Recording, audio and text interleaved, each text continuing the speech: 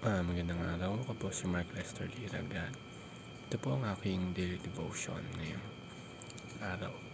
Um, Paano magkaroon ng kapayapaan? Jesus the Wonderful Counselor na tinalakay po ni Pastor Russell Ocampo sa 365 Daily Devotion. Ang Bible verse ngayong araw ay galing sa Isaiah chapter 9 verse 6 to 7.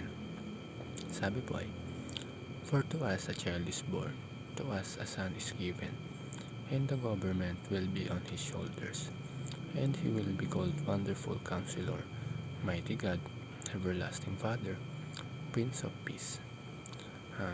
Isa sa mga pangalan ni Jesus dito ay Wonderful Counselor. Ibig sabihin, hindi lang siya Savior, hindi lang siya King.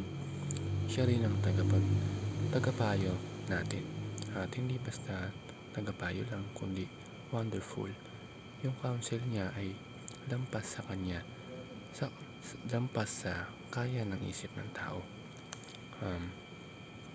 Sa panahon ngayon, ang daming taong naghahanap ng peace sa pera, sa relasyon, sa achievement, sa distractions. Pero kahit anong gawin natin, parang may kulang pa rin, kasi ang tunay na kapayapaan hindi lang galing sa external na bagay, kundi galing kay Jesus mismo. Ang first teaching is, Jesus is a wonderful counselor. Kapag sinabing counselor, ang naisip natin minsan ay tao, may wisdom, may experience, pero limited pa rin. May bias, may pagkukulang, may mga sablay. Pero kay Jesus, perfect ang counsel. Wala siyang mali at wala siyang kulang. Si Jesus, alam niya yung buong story ng buhay natin, yung past natin, present, at miski yung future natin.